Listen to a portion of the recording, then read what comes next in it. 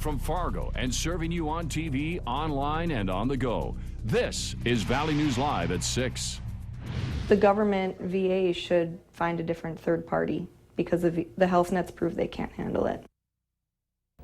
Untrained staff, scheduling the wrong appointments, and hours spent on the phone trying to sort things out. This is what one Fargo doctor's office says they have to go through to see veterans needing care. Good evening, and thank you for joining us. Mike has the evening off. Congress passed a bill in 2014 trying to streamline access to care, but since it was put into place, it's been nothing but problems. Valley News Team's Bradford Eric has been investigating why it's become so hard for some local doctors to care for those who have fought for our freedom.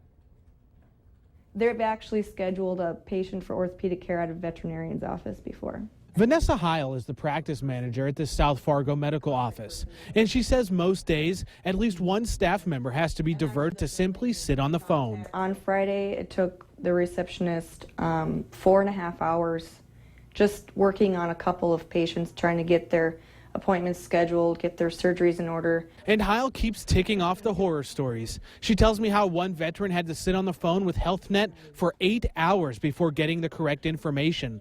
She sent me this email outlining how a male patient had been scheduled at a gynecologist's office mistakenly, how it takes weeks and months before the veteran can actually get in for an appointment, and that her office is still awaiting payment from claims submitted in November of last year. And we're one of the few that sees veterans in the area anymore, because all the other physicians have pretty much said, no, we're not dealing with HealthNet anymore. So what is HealthNet? It was contracted with the VA in 2014 to provide access to services outside VA hospitals. For example, the Fargo VA does not have an orthopedic surgeon, so that's where Heil's office comes in. I looked them up online and immediately found nearly 200 complaints. A person from Pennsylvania says on February 12th, they were waiting for over 36 days to see an allergy doctor, ending with, quote, "That's a nice thanks for my service to my country." Another person from Michigan says, quote, "Hope VFW helps us as they suffer from pain and can get no answers through HealthNet." It's not acceptable. It's not acceptable. It's not good enough, and I'm not going to stop until we get it fixed. It's a problem North Dakota Senator John Hoeven is familiar with, too. He says for over a year he's been working on legislation to fix the issues with HealthNet. And his plan, remove them altogether. And it gives the VA the ability to assign the veteran directly to that local health care. HealthNet says it supports plans by the VA to help fix some of the issues plaguing the system, saying, quote, "This will help us eliminate the current backlog of provider claims."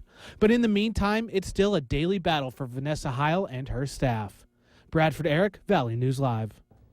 We have posted the full statement from HealthNet online. Just go to our website and click on this story. North Dakota Senator Heidi Heitkamp also expressed strong support for amending the Veterans Choice Program, helping introduce the legislative proposal to change it. Her aim, however, is to make access better for veterans living in rural areas, saying it would be better for them to just deal directly with the VA facility in Fargo. The city of Fargo is taking on a big construction project this year on a busy stretch of road. Nearly 1 mile of 13th Avenue South near West Acres Mall will see complete reconstruction with new lanes, upgrades to the sewer system, and new sidewalks. The nearly $9 million project will start in late April. Valley News Team's Ashley Bishop joins us live from 13th Avenue with more on how long this project will last and the best way to get around. Ashley? Expect traffic to be one lane in each direction on 13th Avenue when the project begins in April, and it will last until October. Now, the parts of the road that will be closed down will be from the underpass of Interstate 29 all the way down to 45th Street South.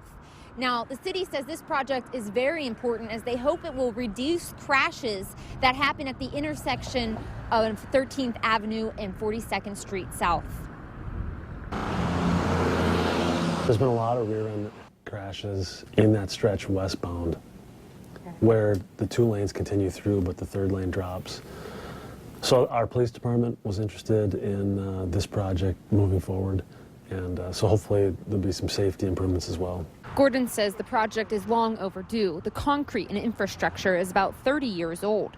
Areas of the road will see an increase from 4 lanes to 6 lanes with new sidewalks on the north side of 13th. The commercial areas in the summer, They are a little less busy than they are throughout the rest of the year. There will be no detour because they are keeping one lane open in each direction. Gordon says they already know side streets will become more busy, and they are preparing for that with additional signage. So on 15th Avenue, there's the intersection just south of Target, and then there's the intersection on 44th Street. Those are two-way stop controls. Today, we're going to put them four-way stop control during construction because we know there's going to be increased traffic down there. Now, the city is offering two incentive programs for the construction company to finish this project ahead of the completion date in October. Now, another reminder, when you're driving on this portion that is under construction, the speed limit will change from 35 miles per hour down to 25 miles per hour. In South Fargo, Ashley Bishop, Valley News Live. All right, thank you, Ashley. There will be a public meeting about the project tomorrow at the Holiday Inn from 4:30 to 6:30 p.m. There is no presentation, just maps and availability for questions. And a proposal has been made to raise Interstate 29 to help with flood protection in Fargo. It would go over Drain 27, which is in the area of 36th Street Southwest to 38th Street Southwest in Fargo. That's near Mills Fleet Farm and 52nd Avenue. A public meeting is going on right now to discuss the proposal. It's at the Carlson Library until 7:30 tonight. If you can't make it, tune in tonight to Valley News Live 10 at 10 to see what comes out of that meeting. Can't complain about the weather today. Sunny and, dare I say it, warm. Take a look at this video. People were able to get out today for a couple rounds of golf. But are these temps here to stay? Let's head over to Robert Hahn for a first look. Robert? We'll see some mild temperatures as we head through the rest of the evening, but we're going to see some much colder temperatures as we head through the day tomorrow, but won't be sticking around very long. Warmer temperatures by the end of the week. 39 right now in Roseau, 54 in Grand Forks, 60 now here in Fargo. We got up to 65 degrees. That was a record-breaking high earlier today. That broke a record of 62 set back in 1898 and 2000. Still some gusty southeasterly winds. They shift around to the north tomorrow, ushering in some colder air. We've got some clouds out there. We'll see a whole lot more of those as we head through the overnight hours tonight and into tomorrow. Some showers off to our western counties and more showers developing just off to our south, but no rain anticipated as we head through the evening hours here in Fargo. Temperatures dropping into the low 50s during the 7, 8, and 9 o'clock hour. We've got some rain, some thunder, and even some snow to talk about over the next 24 hours, and we'll detail all of that, and as well as look at the warmer weather later this week in just a few minutes. We can't rule snow out just yet. Not yet. It's too early in the year. Thanks, Robert. A man is dead after an officer-involved shooting in Bismarck over the weekend. Police say someone called them just before midnight last night about a man in the back of his apartment building armed with a shotgun. Officers found the man standing next to a gun in the hallway and say he took off running out of the apartment building. Police say the man refused to show his hands and get on the ground. And that's when the officers shot the man. He's 42-year-old James Anthony Scott of Mandan. The officer involved was not injured, and the case has now been turned over to the North Dakota Bureau of Criminal Investigation. This woman, Desiree McKay, is in jail after police say she took drugs while being 35 weeks pregnant. She's charged with child endangerment. Court documents say McKay tested positive for amphetamines and marijuana. She was arrested after giving birth to her baby, who is now in protective custody with Cass County Social Services. The judge set her bail at $15,000 cash only or $1,500 cash and ordered that she complete a 24/7 drug patch program. Either way, McKay is not allowed contact with her baby. Are you racist? Most of us are likely to say that we're not. However, according to Tim Wise, we may be kidding ourselves. He is an anti-racist writer and educator who has been leading discussions about the issue all over Grand Forks today. Wise highlighted our personal bias at several discussion groups. For instance, our personal network of friends usually leads to someone just like us getting that new job. About half the new jobs are filled in this country through networking, through letters of recommendation written by existing employees for potential new hires. That means if you don't know the people who are in the network, if you're not connected, you're not going to have an opportunity regardless of whether you're qualified for a job.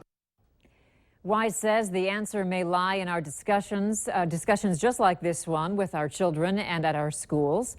If you would like to learn more, Tim Wise is holding a free public discussion on all of this tonight at 7 o'clock at the Chester Fritz Auditorium in Grand Forks.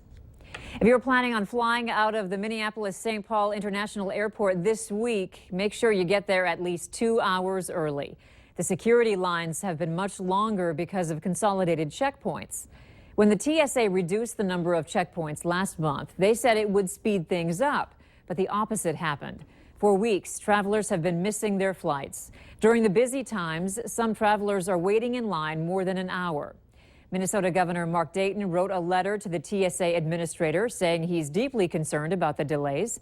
He ended the letter by urging the TSA to provide more staffing at the new checkpoints. So it's not $2 a gallon, but drivers have likely noticed the upward creep in fuel prices across Minnesota. GasBuddy.com says the average retail price for a gallon of gas jumped 10.3 cents just in the past week. GasBuddy.com says the average in Moorhead is $1.74. On the North Dakota side, it's $1.59. Did you know it's National Cereal Day? Later on Valley News Live at 6, find out what people are choosing to eat for breakfast instead of cereal. Storm system in far northeastern Colorado, western Nebraska will move off towards the northeast, giving us some rain and thunderstorms and putting an end to our record-breaking high temperatures. But we do have some warmer weather to talk about after a very chilly Tuesday. All the details on that coming up right after this.